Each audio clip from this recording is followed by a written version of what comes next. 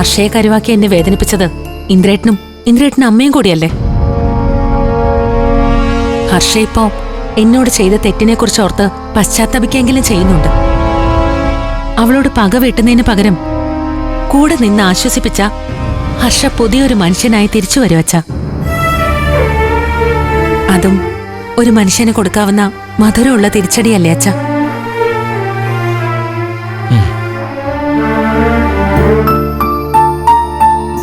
നീ നല്ലത് മാത്രമേ ചിന്തിക്കൂന്ന് അച്ഛൻ അറിയാം മോളെ. പക്ഷേ ഈ ലോകം അങ്ങനെയല്ലല്ലോ. ഹർഷ തളർന്നു കിടക്കുമ്പോ ആളുകൾ പലതും പറയും. നീയാണെങ്കിൽ ഇന്ദ്രനെതിരെ ഡിവോഴ്സിന് കേസ് കൊടുത്തിരിക്കുകയാണെന്ന കാര്യം എല്ലാവർക്കും അറിയാം. നമ്മളൊരു സമൂഹത്തിൽ ജീവിക്കുമ്പോൾ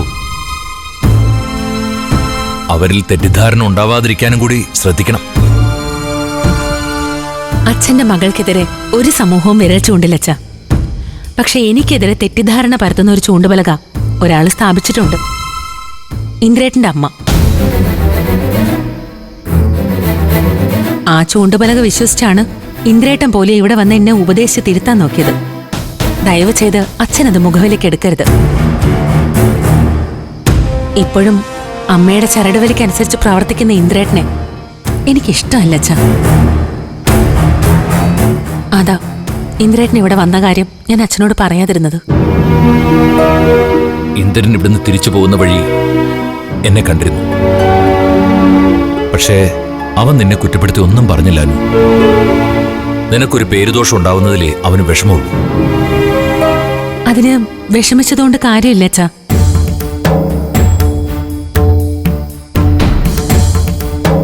എനിക്കെതിരെ അപവാദം പറയുന്നവരെ കണ്ണടച്ച് വിശ്വസിക്കാതെ അവരെ അതിൽ നിന്ന് പിന്തിരിപ്പിക്കുക വേണ്ടത്. ഇനി ഇന്ദ്രേട്ടനെ കാണുമ്പോ അച്ഛനത് എനിക്ക് വേണ്ടി ഇന്ദ്രേട്ടനോടൊന്ന് പറയണം. സുശീലയുടെ സ്വഭാവം അവൻ അറിയാത്തതുകൊണ്ടല്ലനു.